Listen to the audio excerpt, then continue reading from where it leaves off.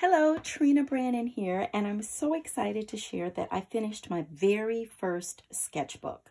So I thought I'd do a quick flip. I see them on YouTube, and I really appreciate seeing other artists, how they sketch, how they mess up and fix it, how they just share their work, because a sketchbook can be very personal, and I think I just appreciate that people are so open and share behind the curtain. So I wanted to do the same thing in hoping that it would encourage someone to work in your sketchbook no matter what level of art you're at.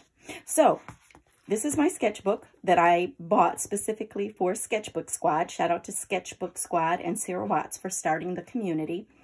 I put the name of the sketchbook, or the vendor of the sketchbook, Lita Art Supply, and then Sketchbook Squad on the spine. So when I put it on my bookcase, I know what it is. When I get a new sketchbook, which I have many sketchbooks, many sketchbooks, but this is the first one I actually finished every page. So I'm excited to share it. So I started this sketchbook in February 2022. I finished it in February 2023. Initially, I just said, this sketchbook is for playing, learning, and experimenting. And then I heard later someone refer to it as an imagination library. And I thought, that is so cool. I'm going to write that down. When I get a new sketchbook, on the first page, what I usually do is try all my different art supplies. Because I am a mixed media artist, I like to use a lot of different art supplies. And whatever I have in my hand is my favorite.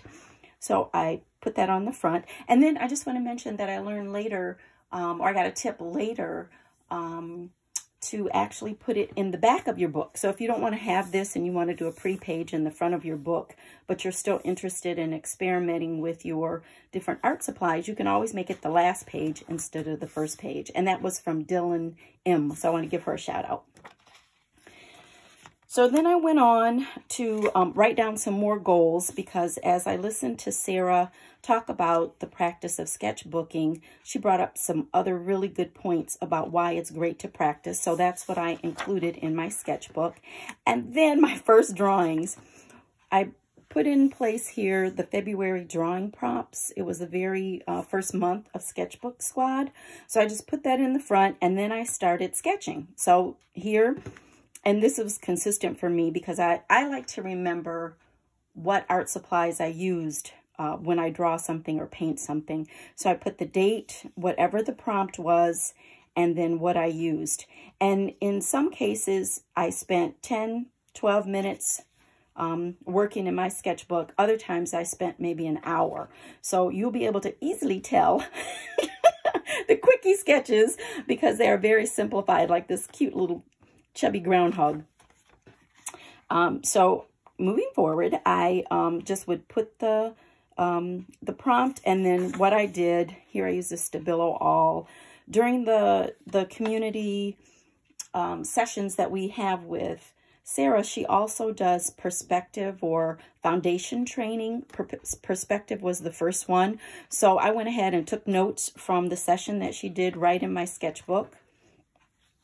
This was houseplants with Hydra color watercolors. Here I used Jane Davenport watercolors, and just from the prompt, what I would do, because they were just words, from the prompt, I would just look online for inspiration. One of the places that I go very often to get inspiration is Unsplash. They offer royalty-free photos that you can use for personal or commercial, which I like to use them because if I do create something that I really like and I want to make a pattern out of it, I don't have to worry about copyrights. So this one was with Tombow pens, the dual brush pens or markers as some people call them. This one, I actually used words. I really want to practice my typography. So this was, how do you see the future? Well, the prompt was just future. And I did more of these type of words and less of these type of words.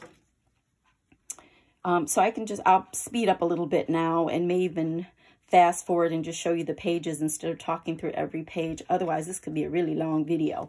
But mostly I use markers, I think, in this book, watercolor, and some different type pens. But at the top of every page, I did put what I used.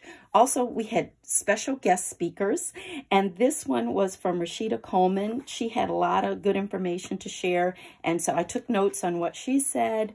And so now I'm going to play some music in the background, but you can turn it down and pick whatever music that you like, and I'll just flip through the pages.